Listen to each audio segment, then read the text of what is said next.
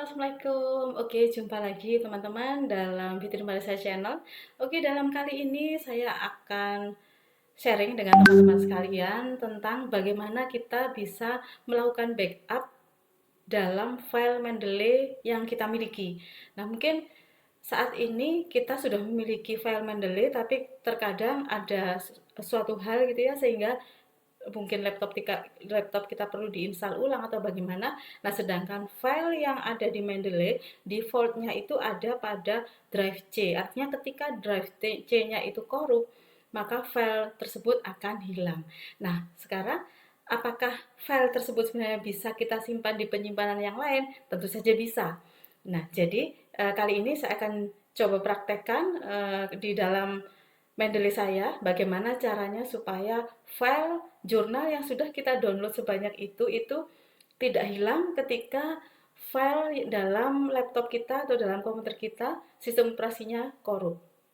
Oke, yang pertama pasti yang harus teman-teman miliki adalah akun desktop dari Mendeley ya. Nah, ini saya sudah siapkan di sini akun saya login dulu, kemudian nanti kita akan praktekkan. Nah, kita tunggu. Nah, kalau sudah, teman-teman bisa masuk pada ini, pada icon ini, klik tools, kemudian pilih option. Setelah itu di sini ada file organizer. Nah, pada file organizer di sini diberikan fasilitas kita boleh meletakkan semua file downloadan Mendeley itu ke dalam folder atau drive yang kita maksud, artinya yang mana drive tersebut adalah aman, bukan di dalam drive C, mungkin dalam drive D atau dalam partisi yang lain.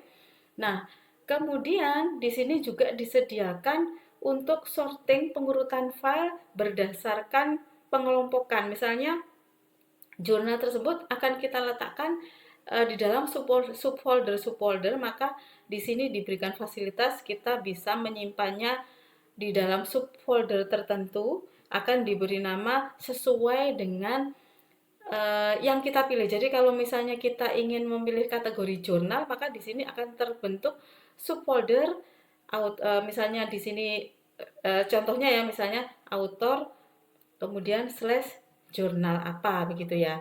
Nah, tapi kalau kita tidak menginginkan itu, kita tidak perlu menggunakan ini, artinya ini kita tidak perlu melakukan centang di sini atau tidak perlu memilih yang di sini.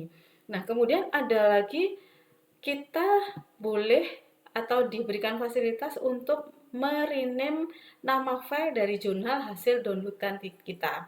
Jadi, misalnya kita download di dalam jurnal itu misalnya nama filenya abcd.pdf. Nah, supaya pada saat kita mencari secara manual itu lebih mudah, Mendeley menyediakan fasilitas untuk merename file tersebut sesuai dengan kategori tertentu. Nah, ini contohnya adalah berdasarkan yang sudah disediakan oleh Mendeley adalah kategori author, kemudian tahun, dan title atau judul.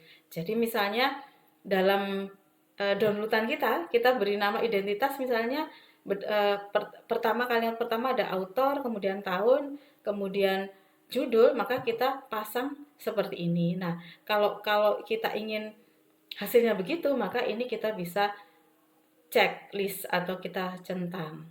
Nah, kemudian setelah itu yang perlu teman-teman ketahui bahwa ketika kita ingin mengarahkan file ke dalam folder dan drive yang kita inginkan, maka kita harus siapkan dulu. Seperti di sini saya contohkan, kalau di tempat saya, di laptop saya sediakan satu folder tertentu tidak di drive C, saya letakkan selain di drive C, misalnya di drive D.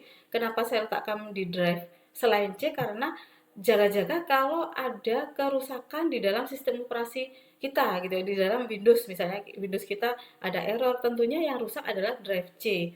Nah, saya tidak ingin itu, maka file Mendeley saya letakkan di drive D seperti itu.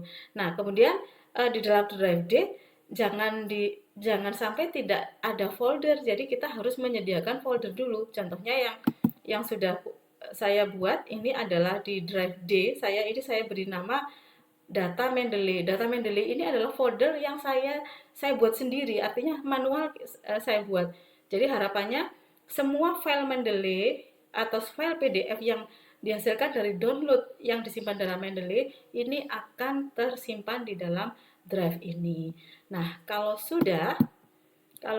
dirasa sudah, maka akan diarahkan ya. Kalau ini di tempat saya sudah saya arahkan. Kalau misalnya punya teman-teman belum, tinggal di browse seperti ini, kemudian diarahkan sesuai dengan drive D yang dimaksud tadi.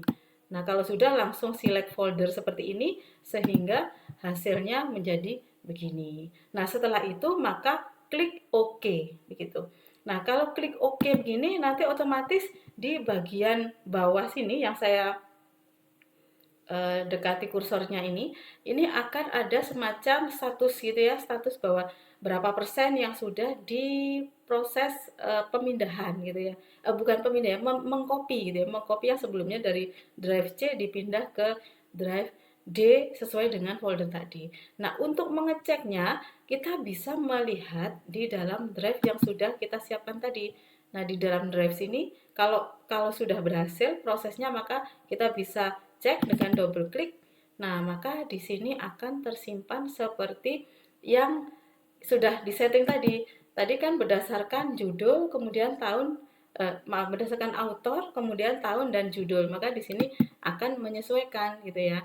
Jadi ini misalnya ada author Abidin, kemudian tahun 2020, kemudian judulnya belajar matematika dan seterusnya. Jadi semua file yang ada di sini itu akan tersimpan ke dalam drive yang sudah dimaksud tadi. Lah, bagaimana proses penyimpanannya? Sayangnya untuk proses menyimpannya ini masih belum ada perorganisiran sesuai dengan folder yang di sini. Jadi disimpan sesuai dengan ascending dari nama dan tahun. Kalau misalnya tadi ascendingnya berdasarkan author, ya berarti ya berdasarkan huruf A sampai dengan Z atau Z sampai dengan A gitu. Nah, itu teman-teman satu tips dari Mendeley yang bisa saya sampaikan. Nah, kita ketemu di video selanjutnya yang masih mengupas tentang Mendeley. Oke, jika suka dengan video ini silakan like, subscribe, dan komen. Terima kasih. Assalamualaikum.